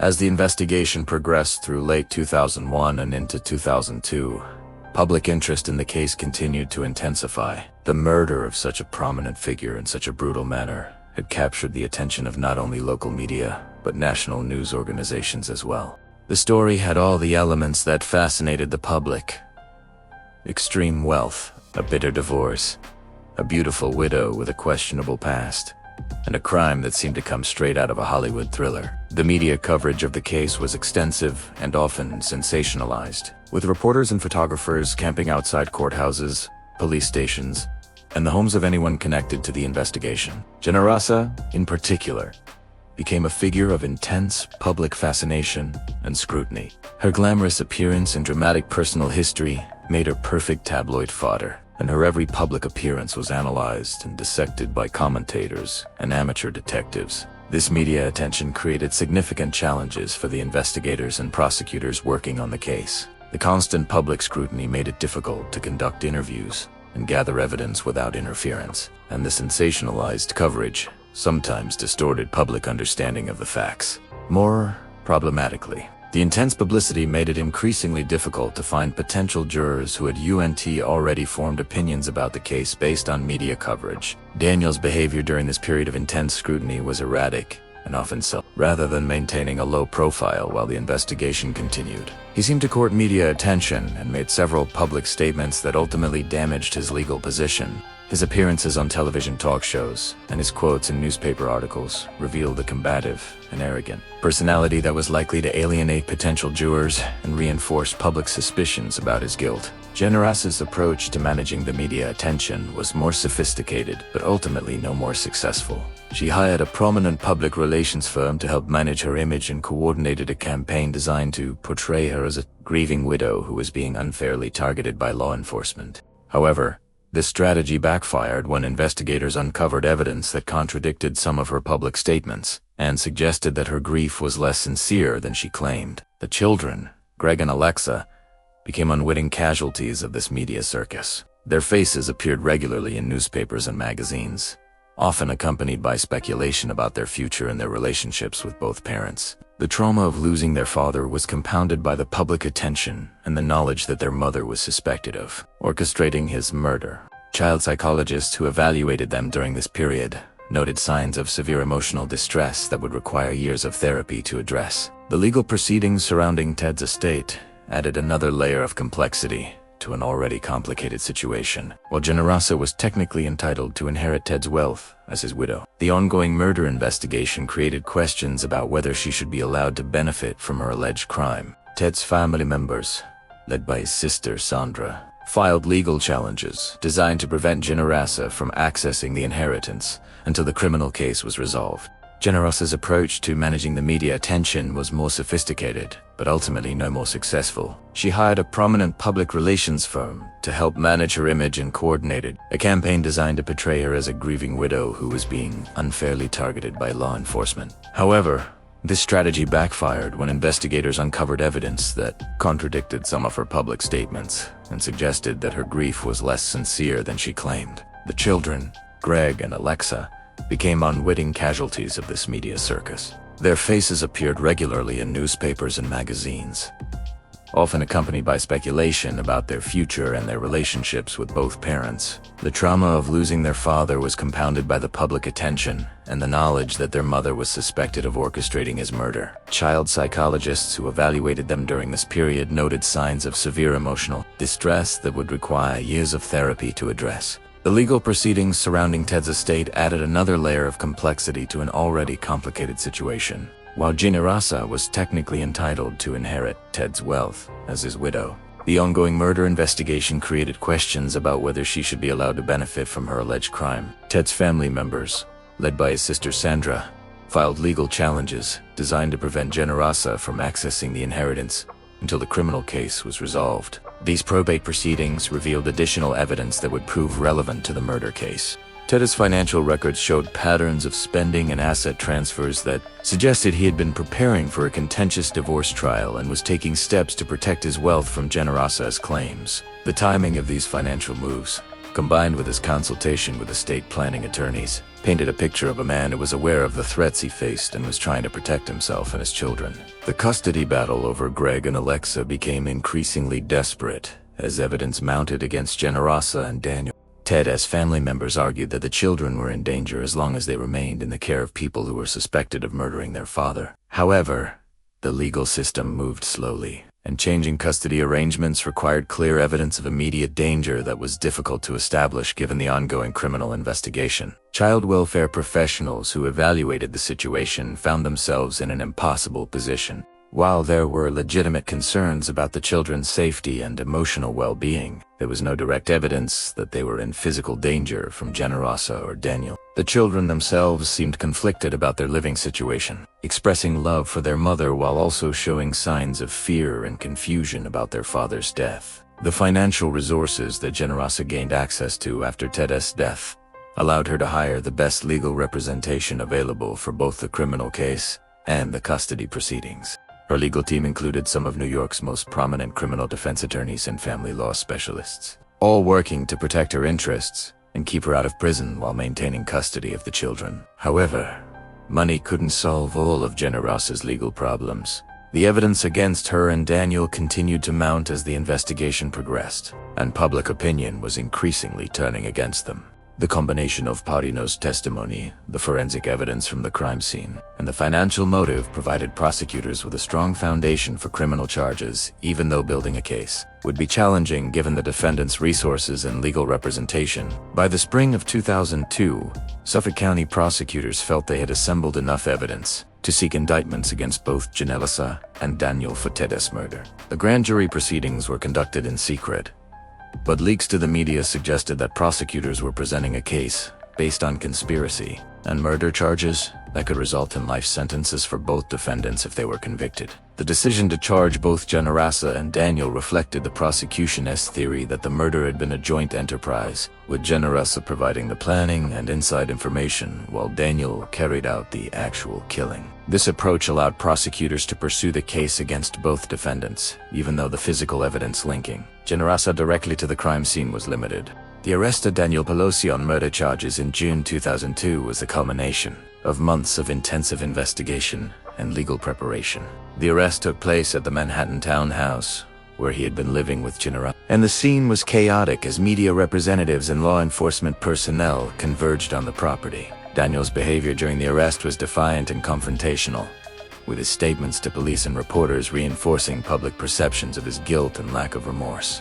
Generosa's arrest came several weeks later, after prosecutors had secured additional evidence through Daniel's cooperation and further forensic analysis. Her arrest was conducted more discreetly, but the media coverage was just as intense. The image of the wealthy widow being led away in handcuffs became one of the defining photographs of the case, and symbolized the dramatic fall from grace that her alleged crime had precipitated. The legal proceedings that followed would consume the next several years and generate millions of dollars in legal fees and court costs. Both defendants retained separate legal teams, as their interests were not always aligned, and the possibility of one testifying against the other created conflicts that required independent representation. The complexity of the case, combined with the extensive media coverage, meant that jury selection alone would take months and involve hundreds of potential jurors. The trial strategy, developed by Daniel's defense team, focused on challenging the credibility of Christopher Perino's testimony and arguing that the prosecution's case was based primarily on unreliable witness accounts rather than solid physical evidence. They portrayed Daniel as a working-class man who was being scapegoated by a system that was prejudiced against people from his background, while the real killer remained free. Generosa's defense team took a different approach, arguing that she had been emotionally manipulated by Daniel and had no knowledge of his plans to kill Ted. They portrayed her as a victim of domestic abuse, who had been controlled and intimidated by a violent man with a history of criminal behavior. This strategy required them to establish Daniel's guilt, while simultaneously arguing that Generosa was not responsible for his actions. The prosecution's case was built around establishing the conspiracy between Generosa and Daniel, using financial records, witness testimony, and circumstantial evidence to show that they had worked together to plan and execute Ted's murder.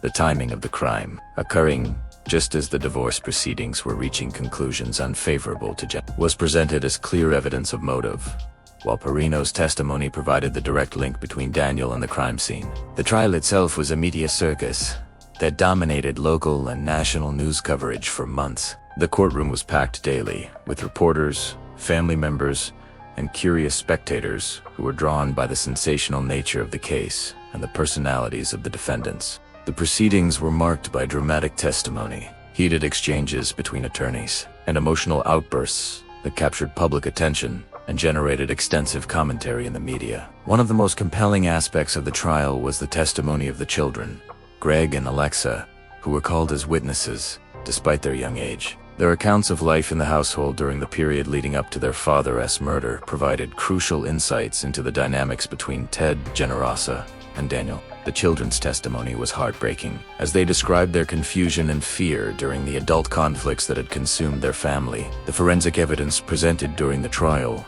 painted a detailed picture of the crime scene and the violence of Ted's murder. Expert witnesses walked the jury through the blood spatter analysis, the medical examiner's findings, and the security system evidence that established how the killer had gained access to the house. This scientific evidence provided the foundation for the prosecution's case and helped establish the timeline and method of the murder. Christopher Perino's testimony was the dramatic centerpiece of the prosecution's case. His detailed account of driving Daniel to and from the crime scene, combined with his description of Daniel's appearance and statements after the murder, provided the most direct evidence linking Daniel to the crime. The defense team subjected Perino to intense cross-examination designed to undermine his credibility and suggest that his testimony had been fabricated or distorted. The character evidence presented about both defendants revealed the complex personalities and troubled backgrounds that had led to this tragic conclusion. Daniel's history of violence and criminal behavior was extensively documented, while Generosa's psychological problems and history of manipulation were explored in detail.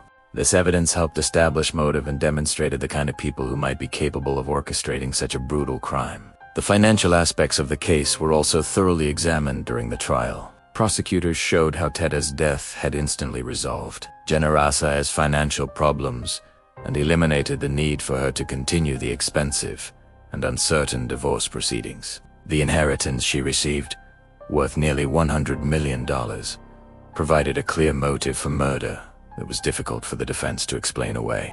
The defense team's closing arguments represented their final attempts to create reasonable doubt about their client's guilt. Daniel's Attorneys continued to attack Perino's credibility and argued that the prosecution had failed to present sufficient physical evidence to prove guilt beyond a reasonable doubt. They suggested that the real killer might have been someone else with access to the house and knowledge of Ted's routines.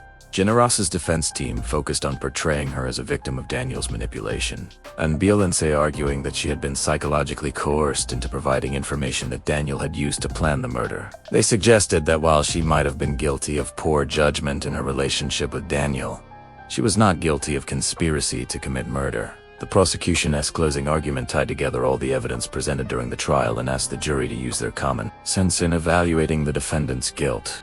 They argued that the combination of motive, opportunity, and means, supported by witness testimony and forensic evidence, clearly established that both defendants had participated in planning and executing Ted's murder. The jury's deliberation process was lengthy and apparently contentious, with multiple requests for clarification on legal instructions and requests to review specific pieces of evidence. The extended deliberation suggested that the jurors were carefully considering all the evidence and attempting to reach a unanimous decision on the complex charges they were asked to evaluate. The verdict, when it finally came, was a mixed result that reflected the complexity of the case and the challenges prosecutors had faced in proving their theories about the crime. Daniel Pelosi was convicted of second-degree murder and sentenced to 25 years to life in prison, a result that was seen as a victory for the prosecution and the Amen family's quest for justice. However, the jury was unable to reach a unanimous verdict on the charges against Generosa, resulting in a mistrial that left her legal status unresolved. The failure to convict Generosa was a significant disappointment for prosecutors, who had invested enormous resources in building a case against her. It also meant that the question of her involvement in Ted's murder remained officially unanswered. The aftermath of the trial was marked by continued legal proceedings and public speculation about Generosa's guilt or innocence. Prosecutors indicated their intention to retry her on the murder charges, but these plans were complicated by her declining health and the practical challenges of mounting another expensive and time-consuming trial. Generosa's battle with breast cancer, which had been diagnosed during the legal proceedings, became a significant factor in her legal situation. Her declining health made it increasingly difficult for her to participate in her own defense, and her doctor's prognoses suggested that she might not survive long enough for a retrial to be completed. The custody situation involving Greg and Alexa remained contentious. Throughout this period, while Generosa retained legal custody of the children, practical arrangements for their care became increasingly complex as her health deteriorated and Daniel was imprisoned. Ted's family members continued their efforts to gain custody, arguing that the children needed stability and protection from the ongoing legal chaos. The children themselves, now approaching their teenage years, faced the impossible challenge of processing their father's murder, their mother's suspected involvement, and the public scrutiny that continued to surround their family. Child psychologists noted that they were dealing with trauma that was almost unprecedented in its complexity and severity. The financial aspects of the case also remained complicated after the trial. While Generosa had technically inherited Ted's fortune, the ongoing legal proceedings and the possibility of wrongful death lawsuits created uncertainties about her ability to freely use the money. The estate's assets were tied up in various legal proceedings that could continue for years. In August 2003, approximately 2 years after Ted's murder and just months after Daniel's conviction, Generosa succumbed to her cancer at the age of 46. Her death eliminated the possibility of a retrial on the murder charges and effectively closed the criminal case from the prosecution's perspective. However, her death also meant that many questions about her involvement in Ted's murder would never be definitively answered. Generosa's funeral was a small, private affair that reflected the isolation she had experienced during her final years. The woman who had once been a prominent figure in New York society was mourned by only a handful of friends and family members, while the media that had followed her every move during the trial coverage noted her passing with relatively brief obituaries. The impact of these tragic events on Greg and Alexa cannot be overstated. By the age of 12, they had lost both of their adoptive parents and had been thrust into a world of legal proceedings, media attention, and family conflicts that would affect them for the rest of their lives. The trust funds that Ted had established for their benefit would provide financial security, but no amount of money could compensate for the trauma they had experienced. The custody arrangements for the children were finally resolved when Ted's sister Sandra was awarded permanent guardianship. His decision provided the stability and family connection that Greg and Alexa desperately needed, though it also meant severing their remaining ties to Generosa's family and the Ukrainian heritage that had been part of their identity. Daniel Pelosi's life in prison became another chapter in this tragic story. His appeals of his murder conviction were unsuccessful, and he was forced to confront the reality that he would likely spend the rest of his life behind bars for his role in Ted's death. His behavior in prison was reportedly consistent with his pre-conviction pattern of aggressive and antisocial conduct. The civil litigation that followed the criminal proceedings added yet another layer of complexity to the case's aftermath. Ted's family members filed wrongful death lawsuits against both Daniel and Generosa's estate, seeking damages for their loss and attempting to prevent any financial benefit from flowing to the perpetrators of the crime. These civil cases involve different standards of proof and different legal strategies than the criminal trial. The wrongful death cases also provided an opportunity to explore aspects of the crime that had not been fully developed during the criminal trial. Civil attorneys had broader discovery powers and could compel testimony from witnesses who might not have been called during the criminal proceedings. This process revealed additional details about the relationship between Ted, Generosa, and Daniel that helped complete the picture of what had led to the murder. The media's interest in the case continued long after the trials and appeals had concluded. The story of Ted Ammon's murder became the subject of several true crime books, documentary films, and television programs that attempted to analyze the case and its broader implications for American society. These productions often focused on the themes of wealth, privilege, and justice that the case had highlighted. One of the most significant of these media productions was a comprehensive documentary that aired on a major television network several years after the events. This program provided new interviews with investigators, attorneys, and family members, offering perspectives on the case that had not previously been available to the public. The documentary also included never-before-seen footage and documents that shed additional light on the investigation and trial. The case also became a subject of academic study, with criminologists and legal scholars analyzing the investigation techniques, trial strategies, and outcomes for insights into the American justice system. The case provided examples of both the strengths and weaknesses of the legal system when dealing with complex crimes involving wealthy defendants and extensive media coverage. The long-term impact of Ted Ammon's murder on the East Hampton community was significant and lasting. The brutal killing of such a prominent resident in what was supposed to be one of America's safest communities shattered assumptions about security and safety that many wealthy individuals had taken for granted. Property values in the immediate area around the Middle Lane estate declined temporarily, and many residents invested heavily in upgraded security systems. The case also had broader implications for how law enforcement agencies handle high-profile cases involving wealthy victims and suspects. The Suffolk County Police Department's investigation of Ted's murder became a model for other agencies dealing with similar complex cases, demonstrating the importance of thorough forensic analysis and careful witness management in building successful prosecutions. The legal community also drew lessons from the case about the challenges of prosecuting conspiracy charges and the importance of having multiple sources of evidence when dealing with sophisticated defendants who can afford the best legal representation. The mixed results of the prosecutions highlighted both the possibilities and limitations of the American justice system. For the financial industry, Ted's murder served as a wake-up call about personal security risks that successful business leaders face. Many prominent financiers and business executives increased their personal security arrangements and began taking threats to their safety more seriously. The case demonstrated that wealth and success could make individuals targets for violence from people in their personal lives, not just from random criminals. The adoption and child welfare communities also found important lessons in the Ammon case. The trauma experienced by Greg and Alexa highlighted the particular vulnerabilities of adopted children who face family crises, and the case prompted discussions about better support systems for children in similar situations. The psychological aspects of the case continued to fascinate experts and the public long after the legal proceedings had concluded. The relationship between Generosa and Daniel became a case study in toxic relationships, and the way that financial dependence and emotional manipulation can lead to criminal behavior. Mental health professionals used the case to illustrate the dangers of untreated personality disorders and substance abuse in intimate relationships. The estate planning and probate aspects of the case also provided important lessons for wealthy individuals and their advisors. Ted's failure to update his will and estate plan in a timely manner before his death resulted in his wealth passing to the person who was suspected of orchestrating his murder.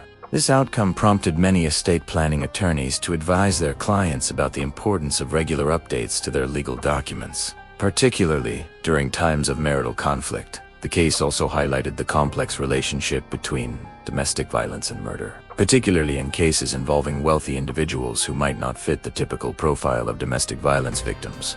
Ted's experience demonstrated that financial success and social status do not provide protection against intimate partner violence, and that the dynamics of abusive relationships can exist at any socioeconomic level. The media coverage of the case raised important questions about the ethics of true crime reporting and the impact that sensationalized coverage can have on the families of both victims and perpetrators.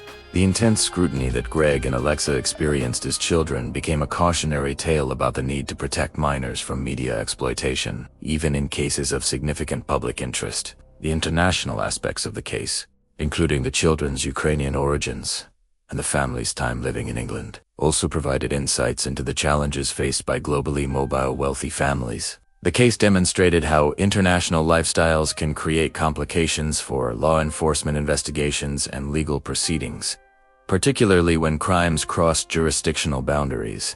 As the years passed and public interest in the case gradually diminished, the fundamental questions about justice and accountability remained relevant. The conviction of Daniel Pelosi provided some measure of justice for Ted's murder, but the failure to definitively establish Generos's role in the crime left important questions unanswered. This ambiguity became part of the case's enduring fascination for those interested in true crime and the American legal system. The case also became a symbol of the broader social and economic changes that were occurring in American society at the beginning of the 21st century. The extreme wealth disparity between the Ammon family and Daniel Pelosi reflected growing inequality that was becoming a significant social issue. The case seemed to illustrate the potential for this inequality to generate resentment and violence that could have tragic consequences. Today, more than 2 decades after Ted Ammon's murder, the case continues to resonate with those who remember it and serves as a cautionary tale about the dangerous intersections of wealth, domestic conflict, and criminal behavior. The East Hampton estate where Ted was killed has since been sold and renovated, but the memory of the violence that occurred there remains part of the property's history. Greg and Alexa, now adults, have largely stayed out of the public eye and have attempted to build normal lives despite the extraordinary circumstances of their childhood. Their experiences as survivors of this tragedy provide hope that it is possible to overcome even the most severe trauma with appropriate support and resilience. The case of Ted Ammon's murder ultimately stands as a complex example of how personal relationships can spiral into violence with devastating consequences for everyone involved. It demonstrates the importance of recognizing warning signs in relationships, seeking help when abuse is present, and prioritizing the safety and well-being of children above all other considerations. While justice was partially served through Daniel Pelosi's conviction, the full truth about what happened on that October night in 2001 may never be completely known, leaving the case as a haunting reminder of the destructive power of greed, jealousy, and unchecked rage. The legacy of Ted Ammon lives on not only through the children he loved and the business success he achieved, but also through the lessons his tragic death provides about the vulnerability that wealth and success cannot eliminate. His story serves as both a celebration of the American dream of achievement and a sobering reminder of the personal costs that can accompany extraordinary success. In the end, Ted Ammon's life and death illustrate the fundamental human truths that transcend wealth and social status. The importance of love, family, and personal safety, and the devastating consequences that can result when these basic needs are threatened by those closest to us.